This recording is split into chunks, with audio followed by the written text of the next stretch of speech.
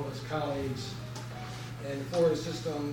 So probably looking at a lot of the same issues and questions as we move into further into the 21st century. And so what we're going to do today is I'm going to describe a current project I'm working on right now, and use that as a way to talk about my career more broadly, what my ambitions and hopes are, and so forth. And we've talked about it a little bit, some of you are already here for the conversation portion. And of course, I'm at the end game of my career, and probably going to retire at the end of this year. I mean, I'm 70 years old. I've been teaching at the University of Florida since 1972. And, unfortunately, I'm still pretty perplexed about how things work. So I'll share that a little. And I'm showing this image here. It might be good if we could maybe not have those right on the screen, do you think? Is that I don't know. But I'm looking at this image. Actually, I was just in Boston not too long ago, and I was in the Boston Museum of Fine Arts. They have a terrific museum there. I was going. I hadn't realized that Boston had bought this image. This is Gauguin's painting, and you can see the title there. But where do we come from? What are we? Where are we going? And I was strolling in this room, and I walked in the room, and there it was. I mean, this is a knockout of the painting. It's wall size, mural size. You've probably seen it before and all. But and the questions there, Gauguin painted this late in his career. He was in Tahiti, 1897, something like that. He was ill. He was in despair. In fact, after he painted this, he attempted to commit suicide. And the questions come from, he actually learned as a catechism as a kid, he learned these questions. So he put those questions on there. And when you look at this, you see it's sort of an allegory in a way that moves from birth to death and whatever. But it reminded me of the three questions that Kant, philosopher Kant, who's sort of philosopher that stands at the beginning of what I call literacy, the apparatus is emerging out of literacy. And Kant had asked, what can I know? What should I do? And what may I hope? And he was thinking about really his three critiques. The limits of knowledge, pure reason, practical reason, and then the judgment of taste. And those are really, at the end of my career, I think, well, these are pretty good questions. I still have these questions. And so I'm going to describe a work that I think maybe now, even though it's a collaborative work down at the Florida Research Ensemble. It's called Murphy's Well-Being. I think it was maybe, this is my Wince, What, Wither work. Although I don't feel suicidal at all or whatever. It's kind of like your problem. Like, I'm perplexed and like, this is a mess. Here's my testimony. And you're going to have to take over and go from there. So the work begins with a situation. I'm in a situation. You're in a situation. We together are in a situation. And I want to use that word situation. As we know, it's an ordinary everyday life term, but it also is a term as a philosophical significance. And it's an existentialist term, and I think, it happens to be given that when I was born and raised, growing up in the 50s, and the first philosophers I read in college were existentialists. So, I think I'm sort of just an existentialist by dint of generation or something. But remember that Sartre defined a situation as being a circumstance and an intention. So you're in a circumstance and you have an intention towards that circumstance. It becomes a situation, becomes a project in that way. And that term is very influential. Situationists picked up on Sartre's existential idea of situation, took it up in psychogeography. So the situation specifically, and I think this is a way to kind of get a grasp on a certain kind of dimension of discourse that we need to learn, to receive, learn to be the rhetoricians of it. And it is the writing of the disaster. You know, Maurice Blanchot, I'm a big Francophile, I don't know where that came from, but so Blanchot wrote this wonderful book, Writing of the Disaster. And writing of the disaster, listen to that, because what he means is that the disaster is writing to us.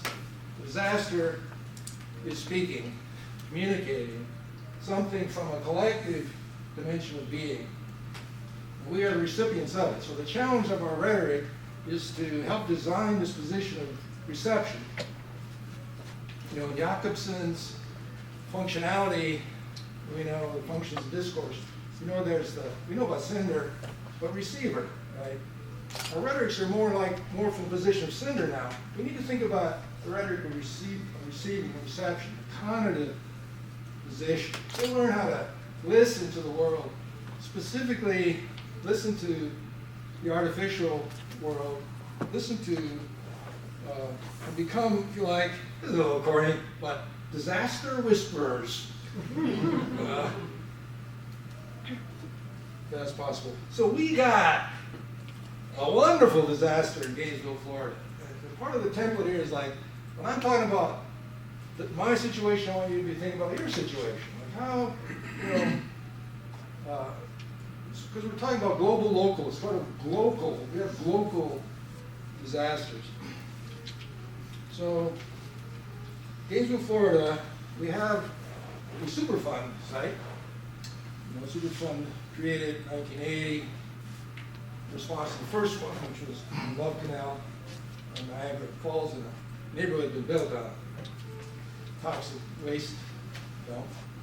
A lot of problems, a lot of damage.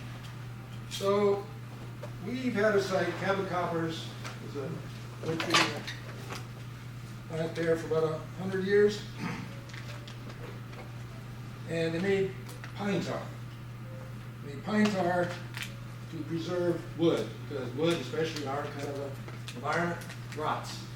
And they developed it to treat railroad ties, utility poles. They made it there about 100 years, and when you basically you cook pine stalks and stuff, and you produce, in that cooking, you produce pine tar, that's great. You produce charcoal, that's also great. And then you produce creosote, that's not so great. Dioxin, arsenic, goes into the soil. And now we've known that that's been going on since 1983. They just kept going, they changed their technology a little bit.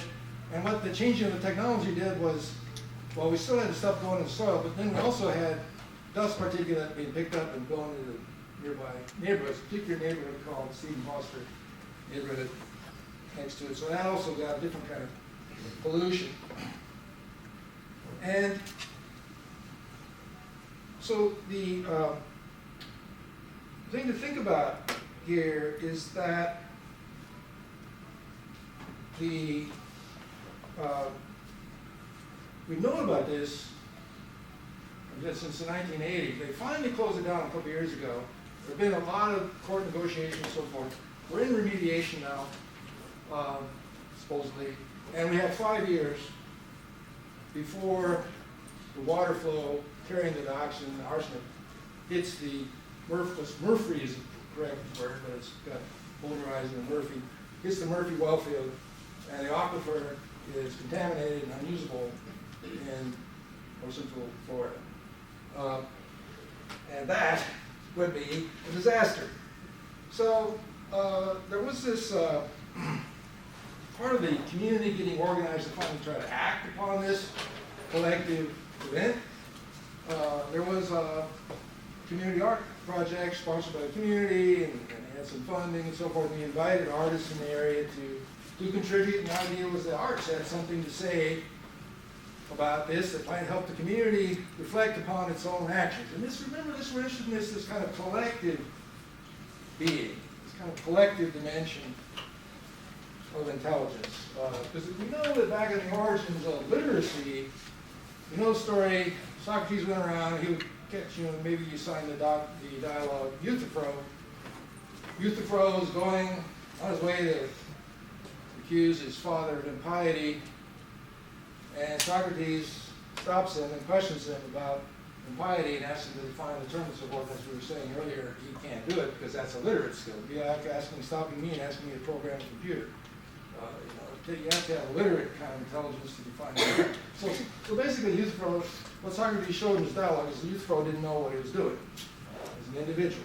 And the genius and the brilliance and the power of literacy is we've gotten to the point where individuals, at least literate individuals, kind of know what they're doing. Individuals are pretty smart. Unfortunately, collectively, we're still Euthyphro. So we got the problem of the kind of collective Euthyphro now.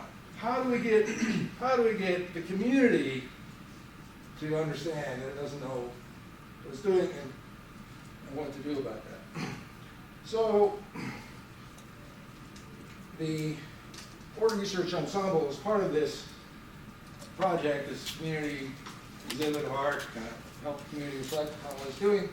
We created this work called Murphy's Well-Being, and it is an interactive installation. As I say, I'm thinking of it now as my sort of wince, what, wither project. And what I want to do is I'm going to show a couple video clips that will give you an idea. First, a very short one that just shows what this thing is. It's an interactive piece to show how it's set up. And then a trailer that was made to communicate about the piece. And then I'll show that, and then I'll talk more about why we designed it or the way we did. So let's see if I can make this thing work.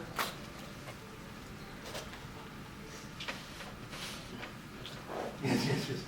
Good.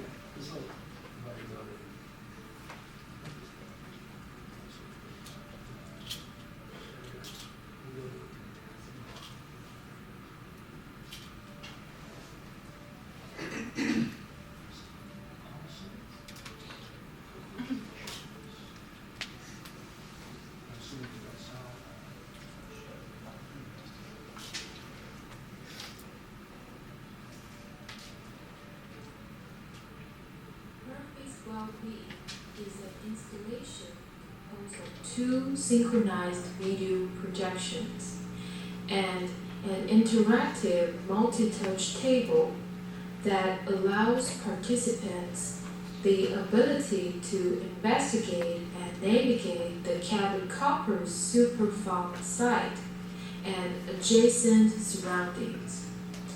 The interactive surface uses the diffused surface illumination method to respond to presses on the screen. For example, homes in the adjacent Stephen Foster neighborhood function as buttons.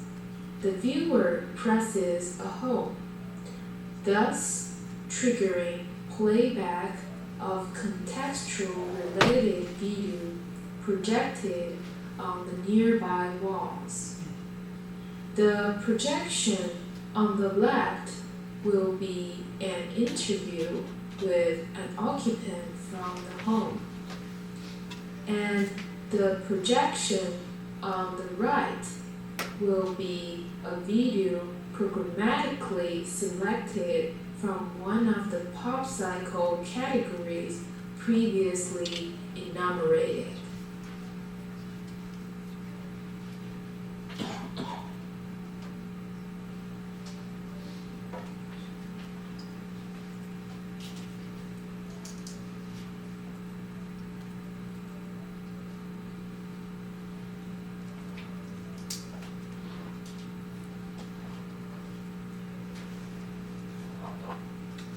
Now the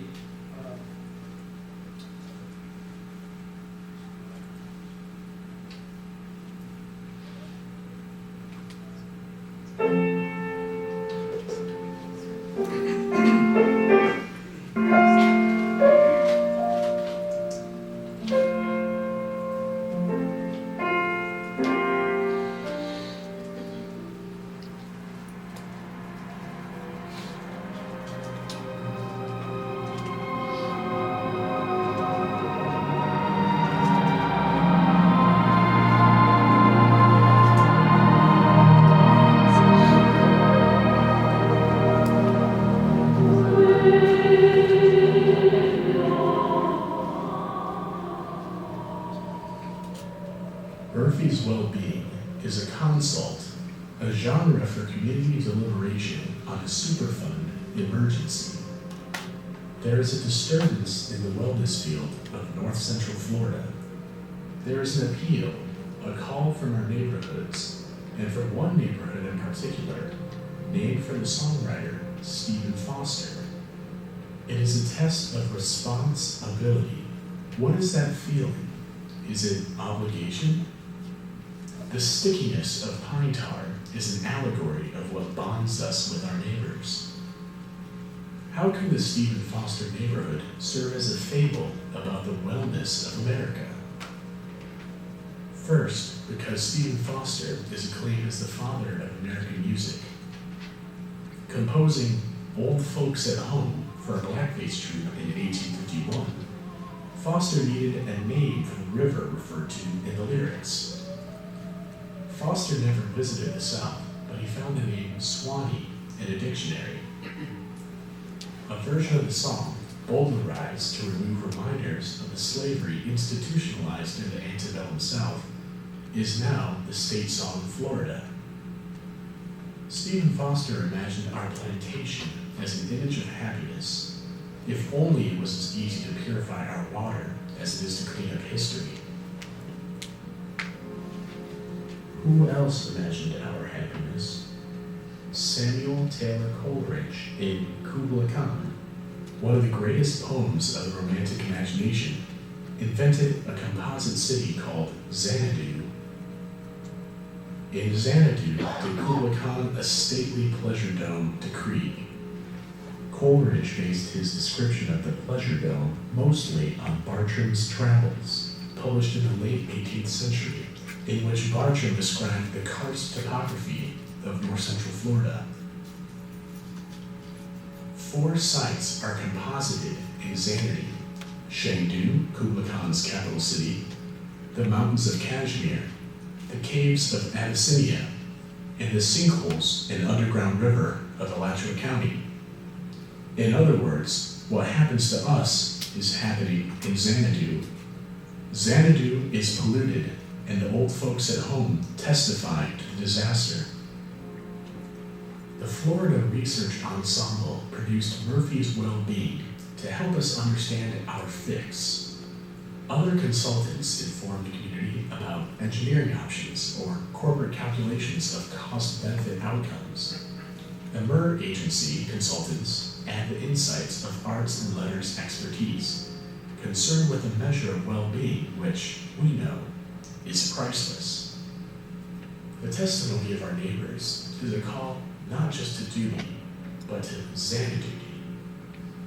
The Well of Stories is a database Xanadu, a potential fable to remind us that the local is global.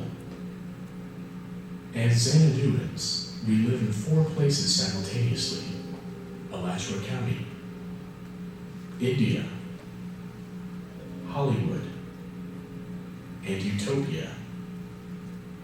4 forces shape our destiny, recorded in 4 subplots, the first of which consists of the testimonies of neighbors reporting from the disaster zone. The second track is the history of pine tar. It is the story of corporations going back to the discovery of America by Europeans trying to get to India to trade in pepper and other spices. They treated the hulls of their ships with pine tar. The third subplot is our mythology, dramatized in Hollywood tales of superheroes that express our belief in the capacity of individuals to change the world. The fourth subplot is philosophy, the voice of wisdom, explaining our ideals about well-being, about how the world should be. If the story of Murphy's Well-Being is a fable of Xanadu, its moral remains to be constructed by interacting with the well. What is our answer to the ancient question, how should we live? The well is an archive of narrative tracks to be explored in basic montage units, a collective narrative fable composed one ideogram at a time.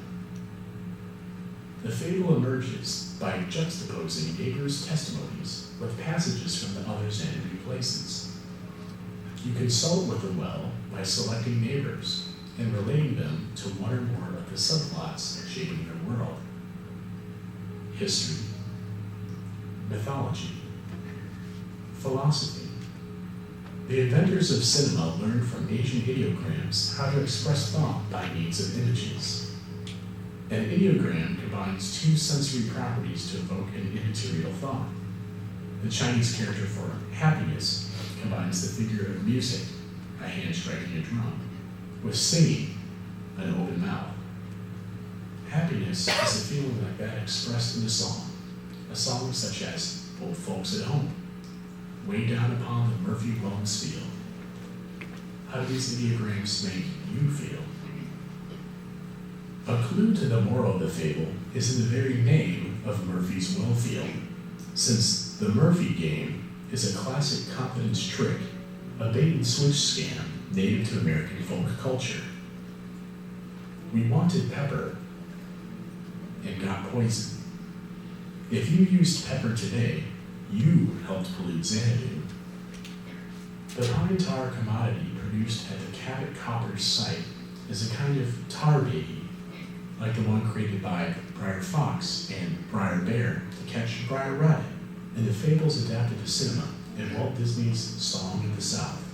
But is that really our song? Our South? There's a note of optimism in these stories, since the trickster rabbit always extricated himself from the fix. Let us hope that is also our story.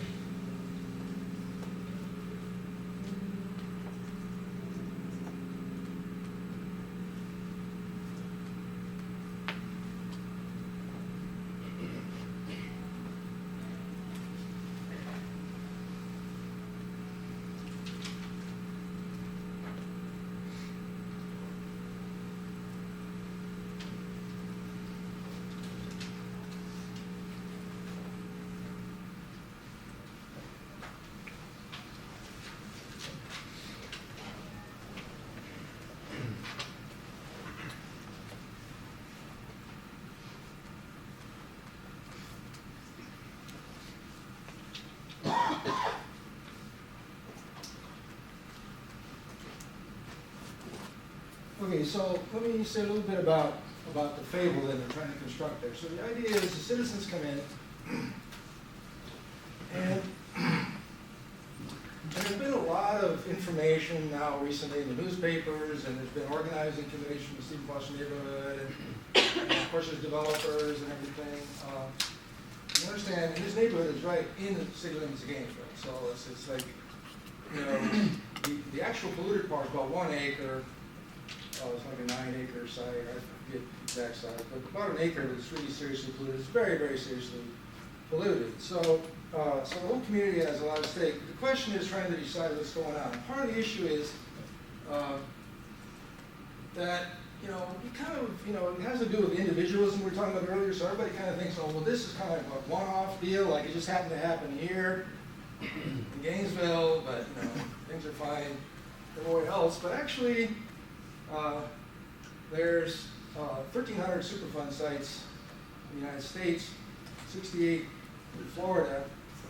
So it's kind of business as usual. You know, this is kind of, we're trying to get this larger picture, but the ambition of the well is to call it a consult, and the idea is it's consulting beyond conventional consulting. So the idea is, okay, conventional consulting, do your best. You know, you can empirically, and indeed the Corps of Engineers, they've done a big study, and they figured out how they can stop the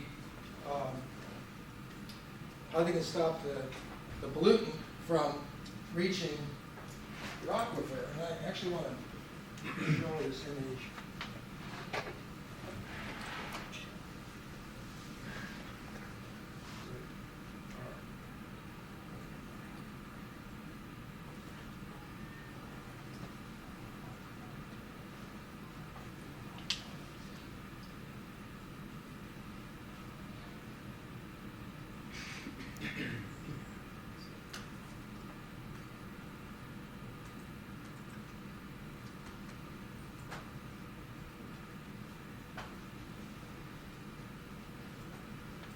you might recognize that's Satan in Ninth Circle of Hell, and he's been immobilized in ice. He's been frozen there. This is exactly the solution that the engineers have for this pollution, because the idea is that, you know, you got the rainfall and everything and washing down into the aquifer, carrying the dioxin, carrying the arsenic and so on into towards the well field. And the solution is that it's experimental. They've had it for 10 or 15 years now.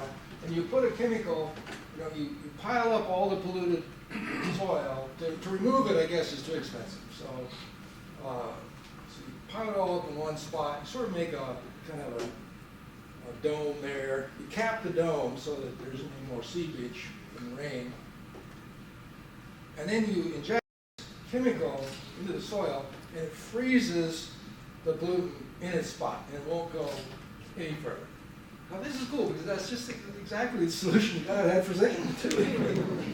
Okay, it's not like you already knew, you know, you just had to get the technology to do it.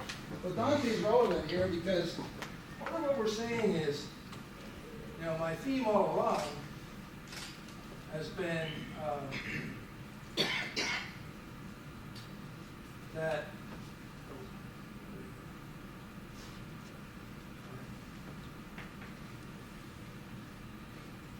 you know, the theme has been that we in the humanities, the arts, have something to offer. You know, the STEM disciplines, the engineers and so forth, okay, they figured out how to fix the pollutant. Maybe our drinking water won't be polluted in 5 years. Hope they're right. But meanwhile, we got the larger problem, which is to say, why, as a community, do we keep doing this?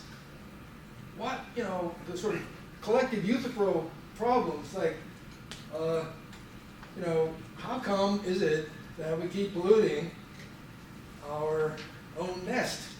And, you know, how is there a way for us to think collectively and understand our situation, if you like? And so here, kind of think, well, so what we need is the equivalent. So we have GPS technologies. And again, I keep referring to STEM disciplines because they're the ones that are getting all the money, and everybody says, yeah, STEM discipline. So we have GPS technology. This is terrific for one dimension of our situation, which is the physical location. Like you can put a pinpoint. We know exactly where the Cabot Copper site is. We know exactly where Murphy's Wellfield is and so forth. And you can GPS it. You can go there and everything.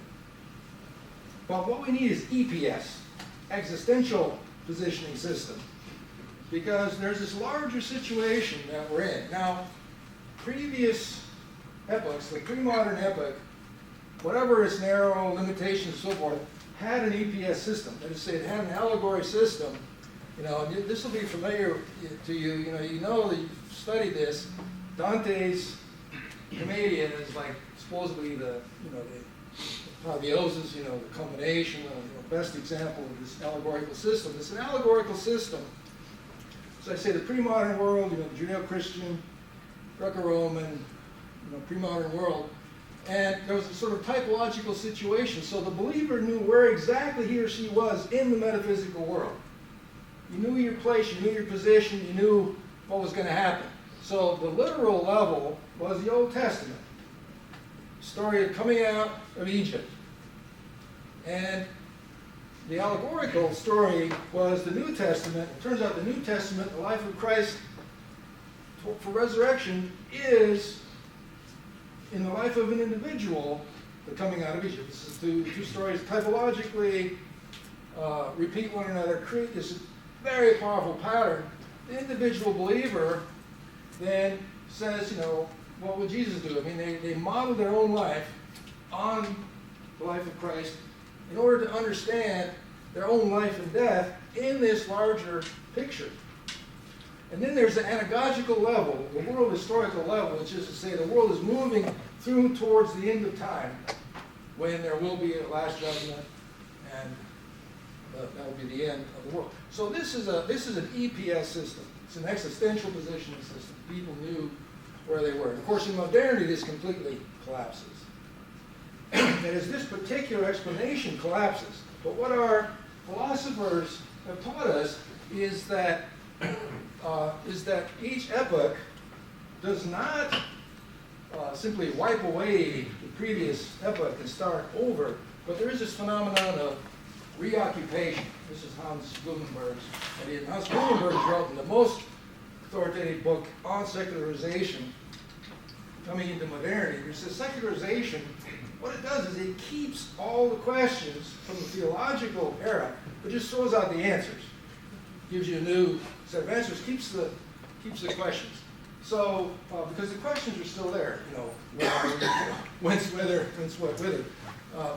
So, what I'm suggesting in terms of the rhetoric of the consult, and Barry had mentioned, but this is the maestri, that there's a pop cycle, and you and I are in this pop cycle. You and I are in this allegorical EPS system, but it's just that it's been flipped. And the anagogy actually doesn't come from this Christian syncretic worldview, but rather as a different organization. So this is the way I like to think about it. This is what we were trying to teach. So what the consult as a consulting rhetoric, as we're saying to the community, if you experience this well, if you interact with this well in the way that it was depicted there in the video, you're going to have an EPS experience. You're going to see, you're going to undergo the position of yourself here in Gainesville, Florida, Alachua County. But the way it works, the structure of this is that you have your own family story, your own immediate situation. This would be, the family, this would be a person in the Stephen Foster neighborhood. We had one of the people I was working with, Barbara Jo Liddell, went in the Stephen Foster neighborhood and other related areas, and she interviewed people. She got 60 hours of video interviews in this archive. We took those, chopped them up into little 2-minute clips. And there's 2 or 3 hours of those little 2-minute clips in the well, in the database of the well. So you have your own family story, and particular to you, Steve Foster, whatever, and you can think about that in your own case, memories and so on. Another dimension is the entertainment story. So, but instead of the life of Christ, it's now the entertainment story. So we don't, we don't model ourselves on the story of Jesus in our EPS system. Individuals may, that's their choice, but most of us, we have this sort of pop mythology that shows us what we believe about how the world works. From our stars, from our celebrities, whether that's American Sniper, or whether it's, Sleepless in Seattle, or whatever our story is. But basically, the story, and especially the story in the context of the disasters, we believe that an individual agent taking action will solve the problem. That's how so Aaron Brockovich is sort of our mythology. It's like, like Aaron, where's Gainesville's Aaron Brockovich? That's all we need. Or like as the NRA says, our frontier myth is a good man with a gun. The right man, good man with a gun, solve your problems. Bring the hero in. That's our model of agency. So we believe that. And in the well, you would have such stories also. But now here's the kicker, is community history, story of history. Now, and the idea is that, we are in a larger historical community. Everything in all of these stories, whether it's our family, our mythology, even our career, we're now saying the anagogical dimension comes from our career. So if you're a dentist, or if you're a philosopher, or if you're whatever your career might be, that's the one that gives you your account of how the world works, and also is a source of problem solving, at least in your area of responsibility. The big one that's hard to grasp and hard to understand is history. In fact, Heidegger, one of the great philosophers that certainly influenced on my work and everything, is Heidegger. He shifted from his early work when he was concerned about individual being, which was Dasein, to this other thing called Ereignis, which is event, which is collective being. He was trying to understand how we could get at this dimension of Ereignis, because the problem is that when the community makes a decision, supposedly, certainly when an individual makes a decision about what to do, you have good judgment or not, you're basically dealing with a condition or situation in which 98% of decisions already been made for you. So in Gainesville, Florida, when we're facing the Superfund site, it's not like, well, maybe we shouldn't develop pine tar here in Alachua County. It's like, maybe that wasn't such a good idea. And this is why, some of our theorists tell us, like, forget Prometheus. We are not Promethean, we are Epimetheus. And remember, Epimetheus was the brother of Prometheus, and Epimetheus only understood things retrospectively. Prometheus said to him, look, I had a little deal, I had a little tip with the gods. They're going to be coming around. They're going to be trying to trick you. If a very beautiful woman comes to the door and tries to sell you a jar, don't let her in. So Pandora shows up, and the rest is history, right? Prometheus, yeah, Pandora, cool. I can't believe you're into me. So we understand retrospectively, but listen how difficult this is. So the story of pine tar, part of what we were trying to put into that story is and the community understands it up to a point, that as they know, it's actually, they have this brochure they put out, so pine tar was discovered in it was first developed in 1716 in the state of North Carolina. That's what they call tar heels. Developed this technology to preserve wood. That's sort of where their story starts and go on from there. So then we ask the question, well, okay, why did they really need to preserve wood? And you look into the history, and as it sort of mentioned there and went by pretty fast in the video, the big problem was ship hulls. Ship hulls had been going into the warmer waters, European ships going into the warmer waters, and they encountered shipworms, and you can imagine what a big trading vessel would cost. That's like a skyscraper today or something. And in 6 months, a shipworm would eat right through the hull of that super expensive ship. So they needed to preserve the wood. And they had figured out pine tar technology. They had understood that, and then they'd been getting their pine from Russia and from Scandinavian countries, war between Russia and Finland, whatever. They couldn't get it there anymore. They had all this pine in the colonies, so they started developing pine tar production in the colonies, especially in the South, Carolinas, Florida. So the key is, why were the ships going into the warmer waters? Well, it was because they were the trade routes were going to India to get spice, specifically to get pepper. In fact, I want to show you, I brought with me a little bag of pepper. Maybe you should pass it around. But what you're looking at there is the end of the world right there. And in the old days, that would be worth, $100 million. The Romans controlled the trade route. It was a weed in India. They, cultivated it. People love the taste. Now here's the key thing I want to think about. People love the taste of pepper. And everybody loved it. And the Romans controlled those routes for a while. In fact, the Romans were able to hold off the Visigoths and the Huns from invading Rome for about 100 years by taking caravans full of pepper up to the border and trading it off. And the Huns were leaving alone. It was so valuable, so desirable. So we know the story. Portuguese had the routes around Africa. The Spanish want to get in on it. They get Columbus. They go west. He runs into India.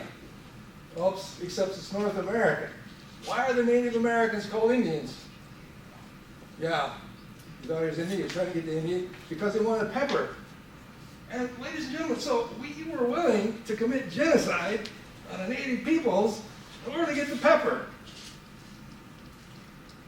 And I don't want to make, so wasn't that stupid? No, this is the thing we want to get at. There's a reason why, in terms of the beginning of electricity, that the philosophers consider the first philosopher of electricity is Immanuel Kant. And he promoted aesthetic taste to the same level of intellectual virtue as reason, pure reason, and political choice, ethics. So Aristotle had said, well, there's two intellectual virtues, which is, understanding, necessity, reason, and then, practical reason, which is ethics and politics, where human choice is included. And then there's techne, poiesis, that's lesser, it's there, lesser. So we get to Kant, and he promotes this dimension of poiesis, and we call it aesthetic taste, promotes it to the same status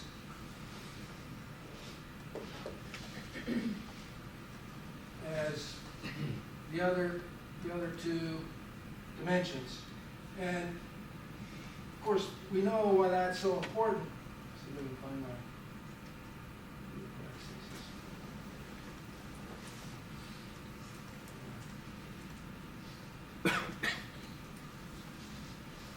so if we're looking at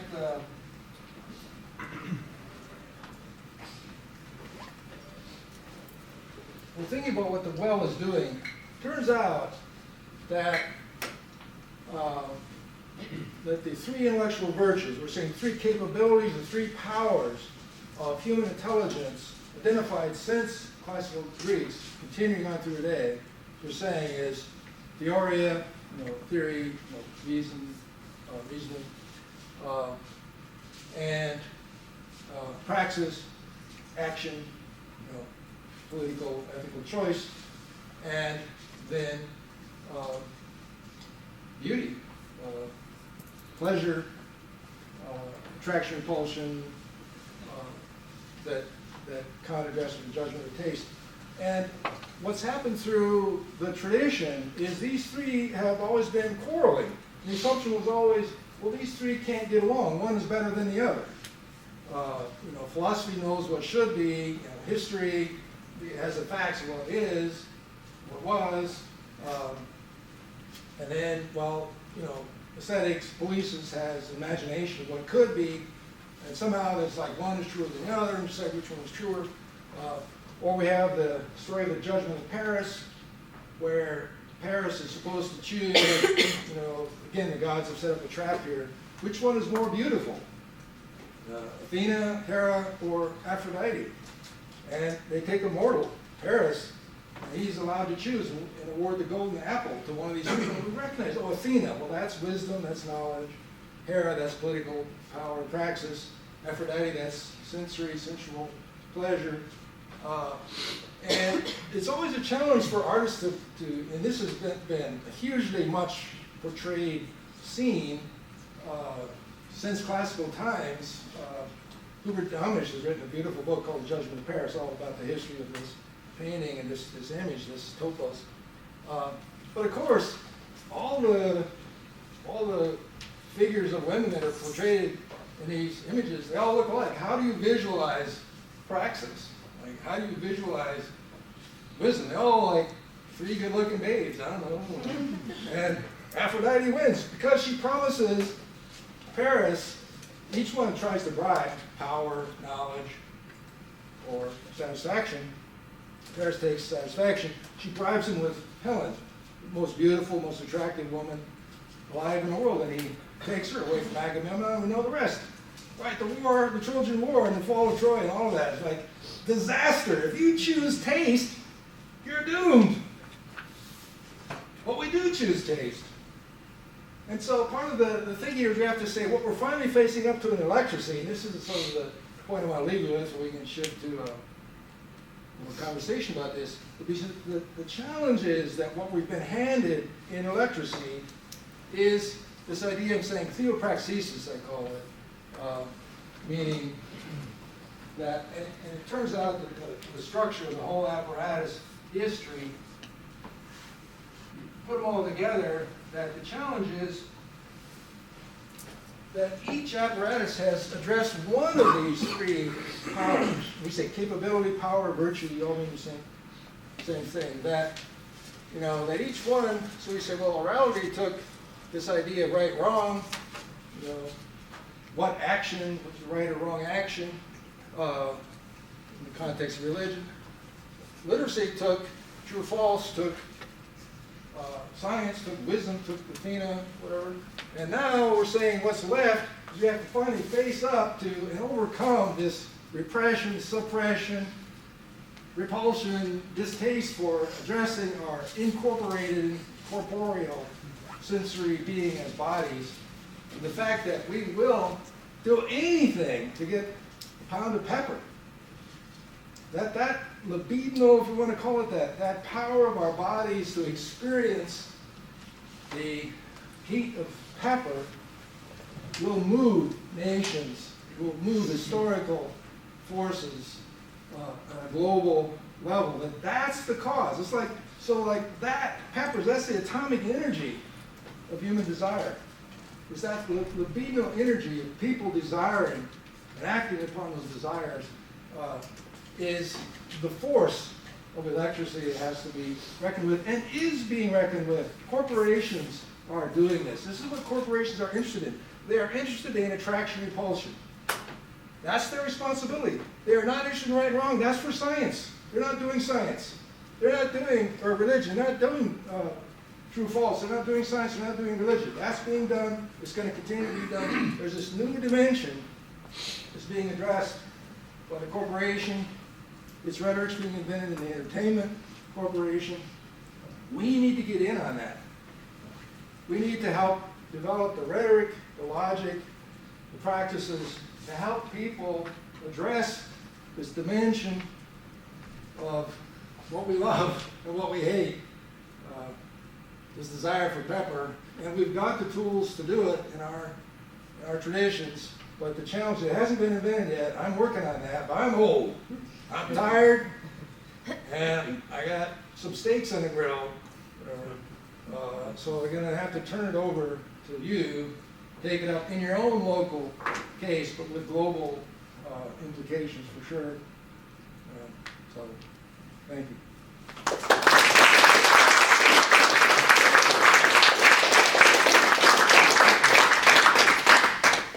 You have time for questions maybe, or? I saw Creole down there and I thought of seasoning.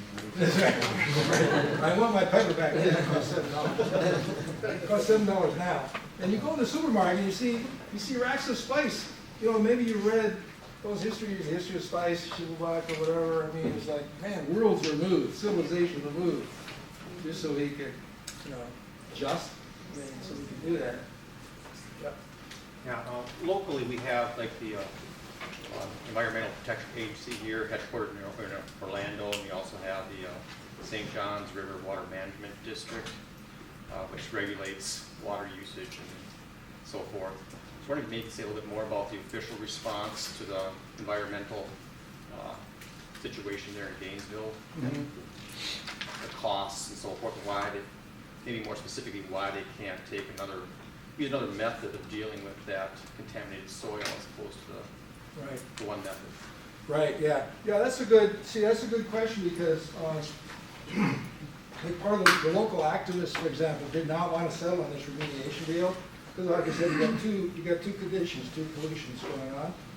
One is I think the more serious is the soil's being polluted, so it's heading towards a well field and it's going to make the water unusable for everybody. In Hale Plantation, which is a rich part of town, or Steve Foster, which is not so rich, or whatever. It's like, nobody's going to be able to drink the water. So you're going to have to truck it in. You're going to have to build some sort of water processing. That's going to cost $1 billion, a lot more. Right. So that's a big issue. The activists in Steve Foster wanted their neighborhood cleaned up. This has been done in certain other neighborhoods, meaning that they wanted and the way it worked out with the corporation is that Cabot Coppers sold it to a holding company, Beezer Corporation. And I just wanted to show you this map too, answering that question.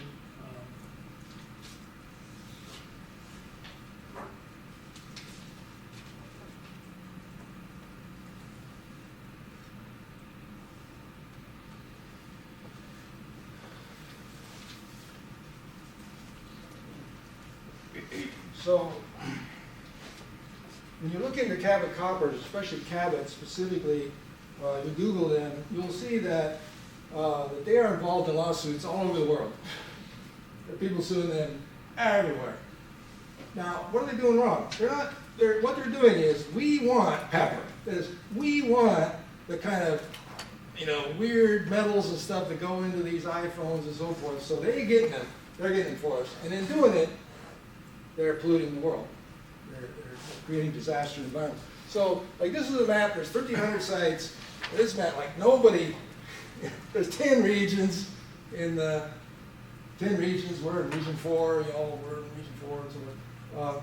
So, what's difficult for the community to grasp it holistically is to say that business. So, corporations are in the business, and the business is that they will do whatever they have to do to deliver to us the products that we want and that we buy, and then they're willing to accept the consequences. So up to a point. So for example, in Gainesville, Florida, there's no Aaron Brockovich because the corporation said, "Whoa, we polluted the crap out of this place." They sold it to their holding company, Beazer. And Beazer's job is to go in and remediate these things at a cost-benefit ratio. So, and they figured the cost-benefit. I think they figured it at $200 million. So it's like, let's spend $200 million, and for $200 million, we can, in the Stephen Foster neighborhood, we can take the foot of the topsoil off and replace that as best we can do, not buying out your houses, moving to the Hale Plantation. That's what they want, activists. We do that, and we're going to do this freeze-o thing. We think it'll work. Maybe it'll work. I don't know, experimental. And but we're not going to dig out however many acres of pollution and move it to China or something. We're not going to do that. That's way too expensive. So if it's $200 million, if you don't want that, fine. We'll go bankrupt because that's Beazer's job. We do it. We go bankrupt, they start another one. But so the thing we're trying to get at is to say, and the motto of the emergency is problems be us. So the reason why Beazer and the reason why Cabot is doing this stuff is us. We want pepper. We need to commit genocide? Fine. We're going to do it. So there's the official program, but this is a policy choice. Right? It's a policy choice, cost-benefit ratio, and at a certain point they're just daring you to turn it down because it's like crap. So if we don't do this stupid Satan in the frozen thing, then what?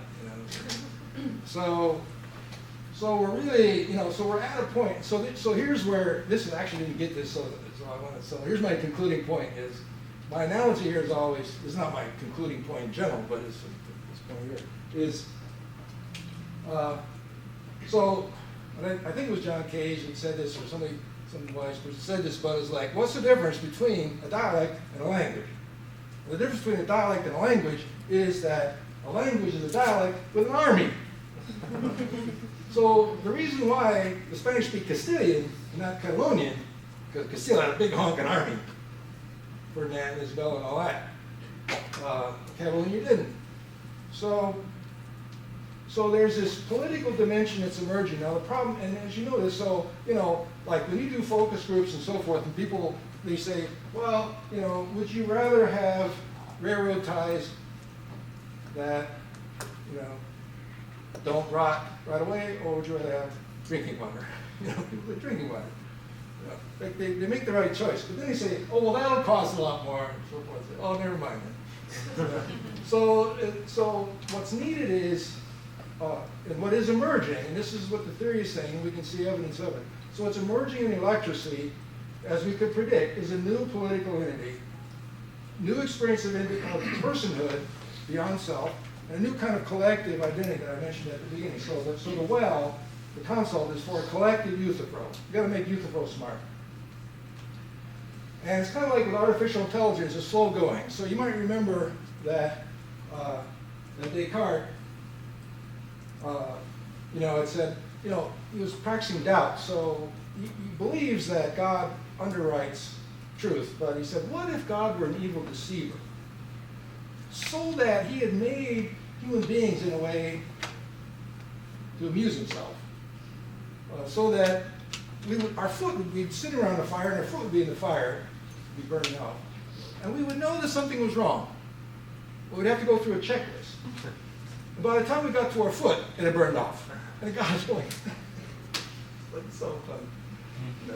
Well, and if you want to know what that world would be like, read Sam Beckett, because Beckett's novels are all like, what if that was true? You know, that's what his characters are like that. Well, you remember in computer science that the problem of artificial intelligence, so let's say you're doing artificial intelligence, you're talking about George Washington, and you want to say that George Washington is in Washington, D.C., and his foot's in the fire. The computer doesn't know that his foot's in Washington, D.C., too. Like, how does it know that George Washington is in Washington, D.C., so is his foot? Oh, man, you know that, you know. So what we got to do is our collective Euthyphro has to know that his foot is in the fire. We're going to know that when I am, you know, using my utility pole, that this is happening. You know, one of the videos I wanted to make, I didn't make it, was I was going to get all upset about coppers and everything, and I was going to follow the utility poles, which were sold up until about 3 or 4 years ago. I was going to follow who was using this utility pole. I was going to follow it. God was going to bang on the door, and then of course cut, and then I answer the door. What do you want? You're using those utility poles that are polluted, you know, Alachua County. No, I didn't. Well, I didn't do that. I don't know. It's like, because we're, you know, to try to get this idea that I am the one, you are the one that's, you know, creating the situation collectively. But so the answer, so we're saying, how do we get corporations to do the right thing? Because they just want to make money. You know, like Beezer, like cut your loss, $200 million, sure, that's worth it. And the answer is you got to have an army. You got to hold people to well-being as a criterion. So not only right and wrong, not only true and false, but also pleasure and pain, joy and despair. That consideration has to be taken into account. This is what Anonymous is about. This is what Occupy is about. This is what Snowden is about. Is to say, corporations, we're going to cost you some serious money if you don't match up. You know, we're going to take down your computers, and we're going to, you know, that's what it's about. Not that they, you know, yeah, there's a hacker thing. It's all about, you know, rebellion or anarchy or whatever. But the larger picture here is that there has to be a force, and we're calling this is what the Fifth Estate is about. It's an emerging global political power, potential power, that will take well-being as an issue at the table, along with nation states, along with corporations, along with religions, and it'll be able to enforce this consideration. Because otherwise, you know, it isn't that people don't know, it isn't that people don't want well-being, it's just that there's nobody there to hold people to account for it.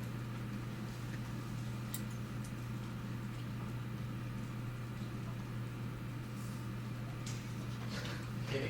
Well, one question is, if well-being can be pleasurable in some ways, how does that compete with the pleasures that are sold to us that seem so immediate and so? Yeah, you know that's a good question because to say that we understand, we have to. So we're thinking about where I think apparatus is useful is to say that that each apparatus, morality, literacy, electracy, has a different metaphysics. So meaning that its understanding of the world is incommensurable one with the other. So we're in a situation, I sort of made a joke about this, but actually it's coming true, but the theory predicted it. So we're in a situation where we have a creationist who's being the Senate is now going to be in charge of NASA. And so sort of, this was supposed to be funny, but the idea was painful a little bit, but the idea is, what if NASA had got a huge budget in a creationist political administration, and they spent it on designing a rocket ship to go to heaven? can't get to heaven in a rocket ship. There's not a place like that. What? Can you? No, I think so. You know, it's like you're taking incommensurable metaphysics. And so what happened in electricity, so we sort of got it wrong. I've got to think, all right, think about what's the equivalent of that for actual possibility. In terms of electricity, so we say, well, what was the first understanding, and why were the traditions in the past so hostile to attraction repulsion, so hostile to human pleasure? Because you know, in our stories, in our mythologies, you probably know, and this goes back to Christian times, but most recently, you know, movies by Ben Benders and so forth. But angels envied humanity for our sensory pleasure. Maybe you saw the movie Michael, with John Travolta.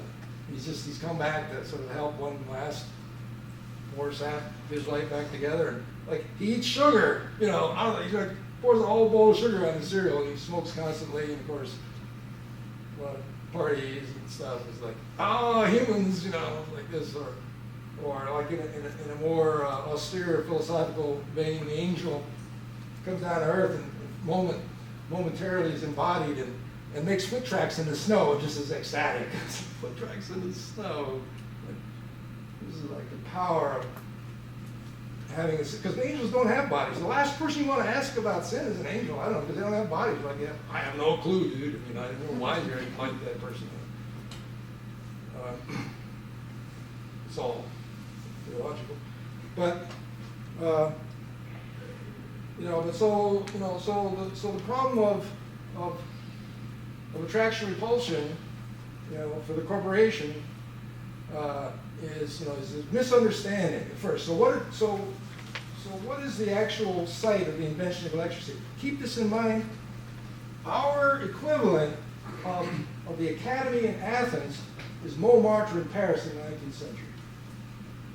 So, you know, I mentioned earlier that the response of the Germans to getting beat by the French in the Napoleonic Wars was they founded the first modern university, Johns Hopkins University of America was modeled on it, and then sort of went from there.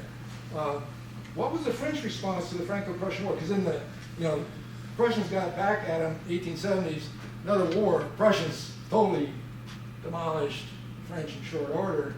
What was the French response?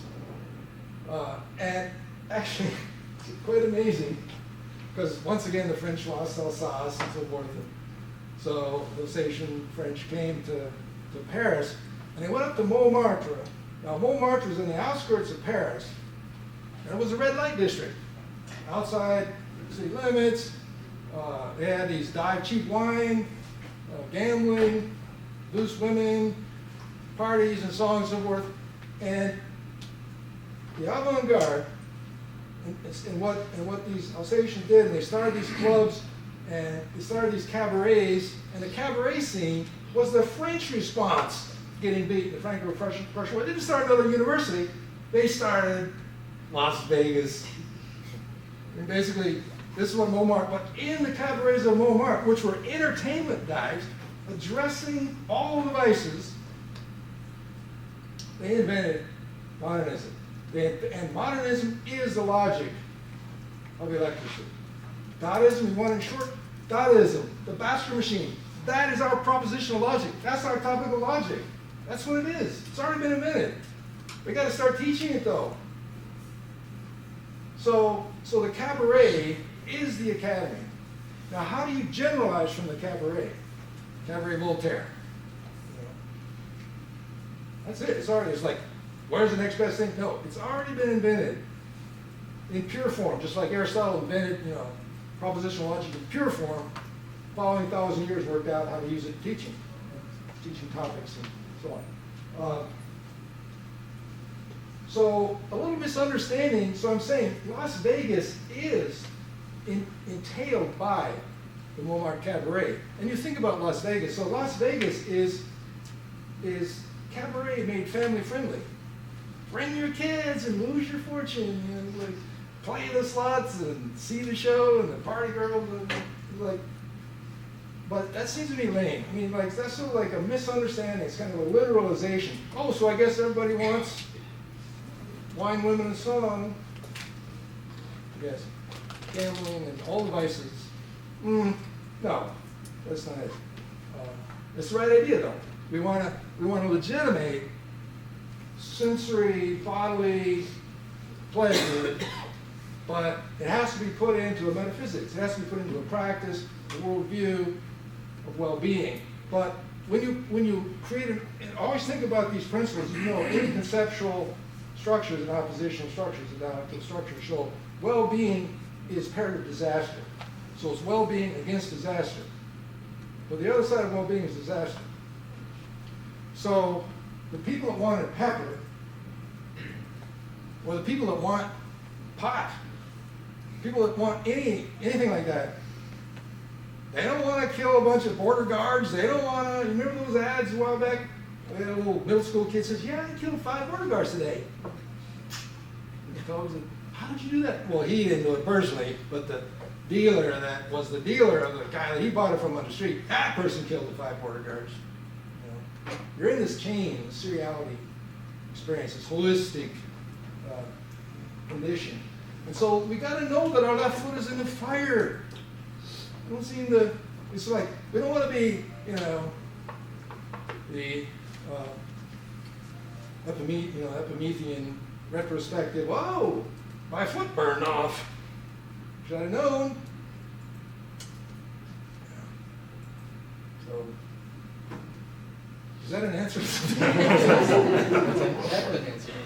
All right, so we're a little bit over time. I did want to remind people that we're having dinner tonight at Eagles, and I reserved 24 places, so I think most of you want to go.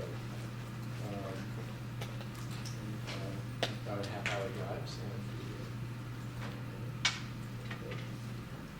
Another round of applause for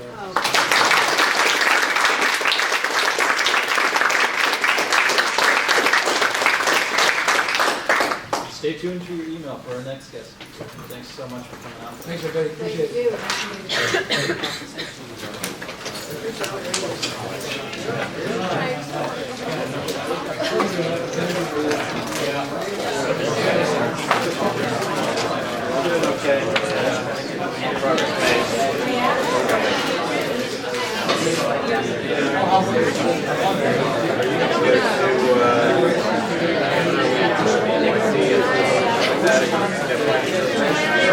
They keep bugging me on the phone, like,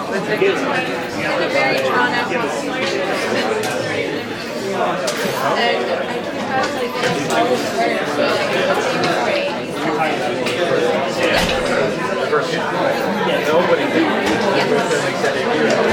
Never will be well, so the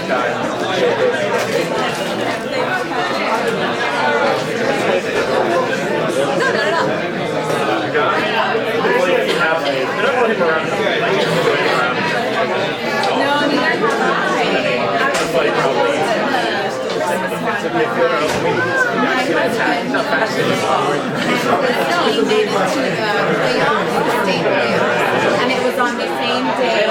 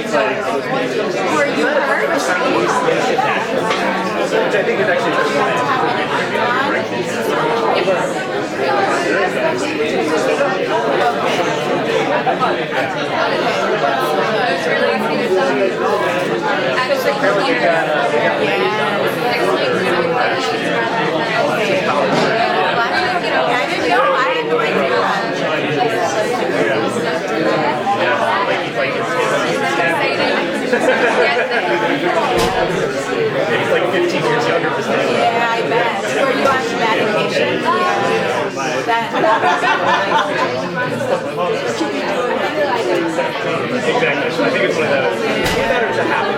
Well, I think I do about it. Oh, I know. I know. You don't have to do well because you have to and be champion even though you're like 6 years. And part of that is because Really hard to aspects of our work that right in the middle. So it's extremely relevant.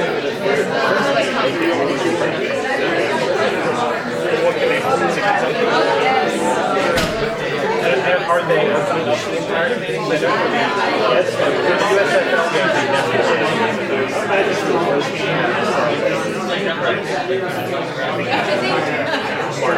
The underlying yeah, because the thing that they're going to build is only like 35, right? Yeah, it's really not big.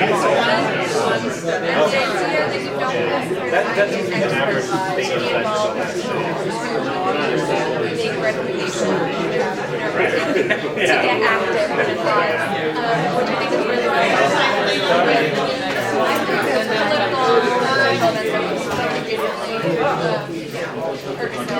all of the rallies that people have been holding. None of those people are experts on social theory, race, whatever, but they're involved, they're part of the community.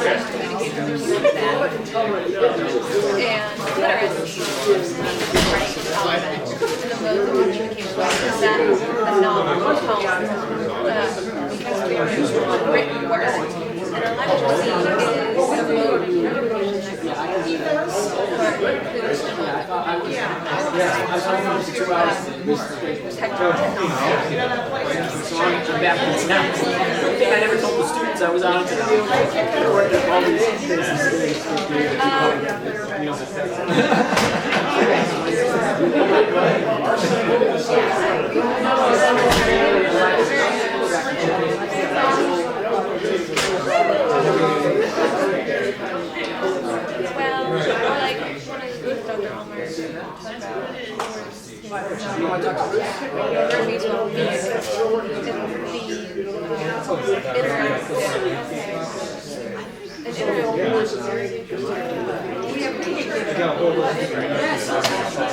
Dr. Ulmer touch screen.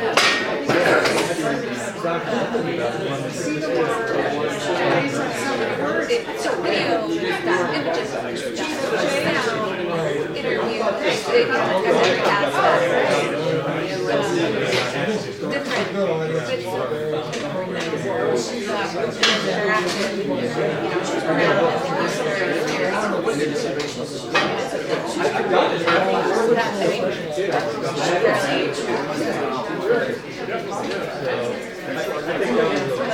what elections does. Using these ways.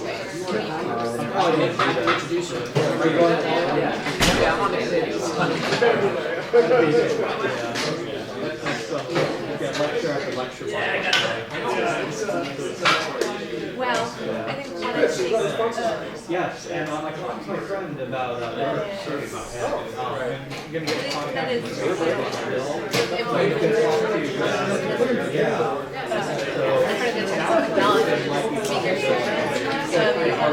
what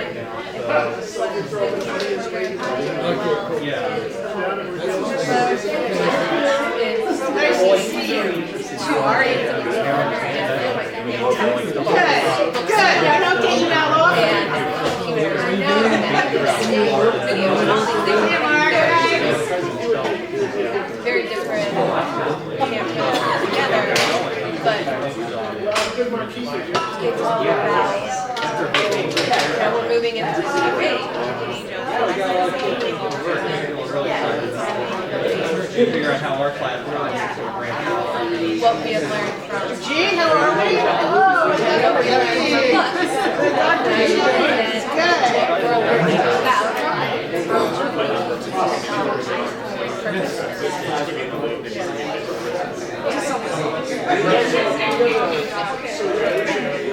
Thanks.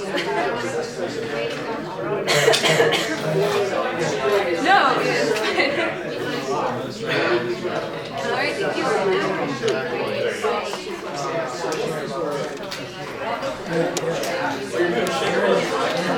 Now you think.